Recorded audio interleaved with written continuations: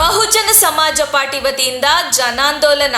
ತುಮಕೂರು ಜಿಲ್ಲಾಧಿಕಾರಿಗಳ ಕಚೇರಿ ಎದುರು ಧರಣಿ ಸತ್ಯಾಗ್ರಹ ನಡೆಸಲಾಯಿತು. ಈ ಸಂದರ್ಭ ಮಾತನಾಡಿದ ಬಿಎಸ್ಪಿ ಮುಖಂಡರು, ಭಾರತ ದೇಶವು ಸಂಪನ್ಭರಿತವಾದ ದೇಶವಾಗಿದೆ. ಆದರೆ ಈ ದೇಶದಲ್ಲಿ ಬಹುಸಂಖ್ಯಾತರು ಬಡವರಾಗಿದ್ದಾರೆ. ನಮ್ಮ ದೇಶದ ಭೂಮಿಯ ಒಡೆತನ, ಬಂಡವಾಳ ಮತ್ತು ಅಧಿಕಾರ ಸ್ಥಾನಗಳನ್ನು ಜಾತಿ ವ್ಯವಸ್ಥೆಗೆ ಅನುಗುಣವಾಗಿ ಹಂಚಿಕೆಯಾಗಿವೆ. ಅಂದರೆ ಕೆಲವು ಮೇಲ್ಜಾತಿ ಜನರ ಒಡೆತನದಲ್ಲಿ ದೊಡ್ಡ ಪ್ರಮಾಣದ ಕೃಷಿ ಭೂಮಿ, ಕೈಗಾರಿಕೆಗಳು, ಉದ್ದಿಮೆಗಳು ಮತ್ತು ನೌಕರಿಗಳು ಇಂದಿಗೂ ಉಳಿದಿದೆ. ಅದರಿಂದಲೇ ಬಹುಸಂಖ್ಯಾತರಾದ ಎಸ್ಸಿ, ಎಸ್ಟಿ, ಒಬಿಸಿ ಮತ್ತು ಧಾರ್ಮಿಕ ಅಲ್ಪಸಂಖ್ಯಾತರು ನಿರ್ಗತಿಕ ಬಡ ಕೂಲಿ ಕಾರ್ಮಿಕರಾಗಿ, ಅನಕ್ಷರಸ್ಥರಾಗಿ ಹಾಗೂ ನಿರುದ್ಯೋಗಿಗಳಾಗಿದ್ದಾರೆ ಎಂದರು. ಈ ಅಸಮಾನತೆಯನ್ನು ತೊಲಗಿಸಿ ಸರ್ವರಿಗೂ ಸಮಪಾಲು ನೀಡಬೇಕೆಂದು ಬಾಬಾ ಸಾಹೇಬರು ಸಂವಿಧಾನವು ಸರ್ಕಾರದ ನಿರ್ದೇಶನ ನೀಡಿದೆ.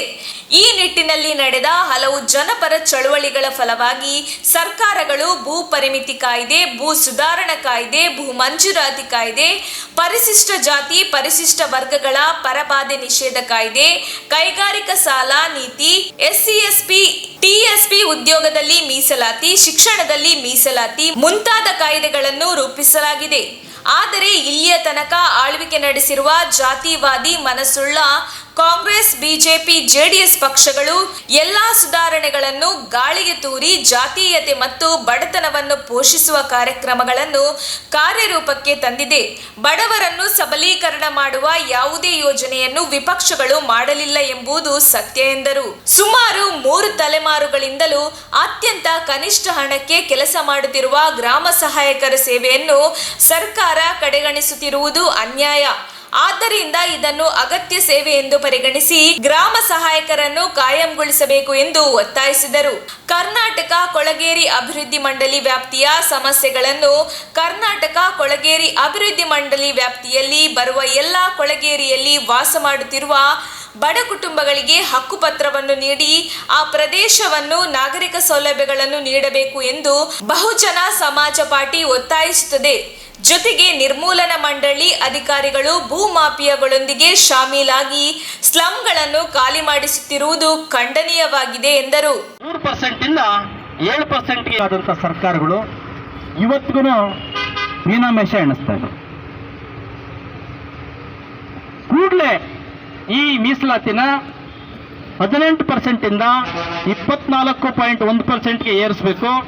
ಏರಿಸಲಿಲ್ಲ ಅಂದ್ರೆ ಬಹುಜನ್ ಸಮಾಜ್ ಪಾರ್ಟಿ ಇದನ್ನ ಜನಾಂದೋಲನವಾಗಿ ಪರಿವರ್ತನೆ ಮಾಡಿ ಬಹುಜನ್ ಸಮಾಜ್ ಪಾರ್ಟಿ ನೆಕ್ಸ್ಟ್ ಅಧಿಕಾರ ಎಸ್ಸಿ, ಎಸ್ಟಿಗಳಿಗೆ 25% ಮೀಸಲಾತಿ ಕೊಡಬೇಕು. ಹಾಗೆ ಅವ್ರದೇ ಶಿಫಾರಸಿನ ಮೇಲೆಗೆ ಒಬಿಸಿಗಳಿಗೆ ಕೂಡ ಮೀಸಲಾತಿನ ಇವೇನಾದ್ರೂ ಮೀಸಲಾತಿ ಹೆಚ್ಚಳ ಮಾಡಲಿಲ್ಲ ಅಂದ್ರೆ ಬಹುಜನ್ ಸಮಾಜ್ ಪಾರ್ಟಿ ಅಧಿಕಾರಕ್ಕೆ ಬಂದ್ರೆ ನಾವು ಏನು ಸಾಚಾರ ಸಮಿತಿ ಹಾಗೂ ಮಂಡಲ್ ಕಮಿಷನ್ನ ಶಿಫಾರಸ್ನಂತೆ 55% ಈ ಸಮುದಾಯದ ಒಂದು ಸಾವಾಗುತ್ತೆ. ಸಾವಾದ್ರೆ ಅಲ್ಲಿ ಸ್ಮಶಾನಕ್ಕೆ ಜಾಗ ಇರೋದು, ಹೆಣ ಉಳೋದಕ್ಕೂ ನೆಮ್ಮದಿಯಾಗಿಲ್ಲದೆ ಇರ್ತಕ್ಕಂಥ ಪರಿಸ್ಥಿತಿ ಇವತ್ತು ಈ ದೇಶದಲ್ಲಿ ಇದೆ, ಈ ರಾಜ್ಯದಲ್ಲಿ, ನಮ್ಮ ಜಿಲ್ಲೆಯಲ್ಲೇ ಇದೆ. ಇಂಥ ಪರಿಸ್ಥಿತಿನ ಸರಿ ಮಾಡಬೇಕು. ಯಾಕೆಂದ್ರೆ ಸರ್ಕಾರ ಒಂದು ಆದೇಶ ಹೊರಡಿಸಿದೆ.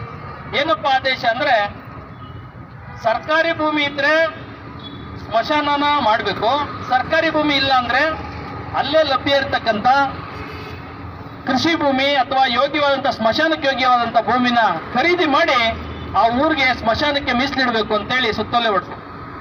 ಆದರೆ ಇದುವರೆಗೂ ಆಡಳಿತ ಮಾಡ್ತಕ್ಕಂಥ ಸರ್ಕಾರಗಳಾಗಲಿ, ಜಿಲ್ಲಾಡಳಿತ ಮಾಡ್ತಕ್ಕಂಥ ಡಿಸಿಗಳಾಗಲಿ, ತಾಲೂಕು ಆಡಳಿತ ಮಾಡ್ತಕ್ಕಂಥ ತಹಸೀಲ್ದಾರರಾಗಲಿ ಈ ಕೆಲಸ ಮಾಡದೆ ಅವರು ಅವ್ರದೇ ಕೆಲಸದಲ್ಲಿ ಬ್ಯುಸಿಯಾಗಿದ್ದಾರೆ.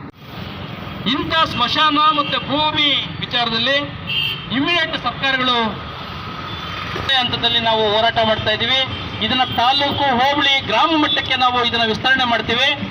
ಇಡೀ ರಾಜ್ಯಾದ್ಯಂತ ಜನಾಂದೋಲನ ರೂಪಿಸಿ ಈ ಭ್ರಷ್ಟ ಬಿಜೆಪಿ ಸರ್ಕಾರ ಕಿತ್ತೊಗೆದು ಬಹುಜನ್ ಸಮಾಜ್ ಪಾರ್ಟಿನ ಅಧಿಕಾರಕ್ಕೆ ತರ್ತೀವಿ ಅನ್ನೋದ್ರ ಮುಖಾಂತರ ನಾವು ಸರ್ಕಾರಕ್ಕೆ ಎಚ್ಚರಿಕೆ ಕೊಡ್ತಾ ಇದ್ದೀವಿ.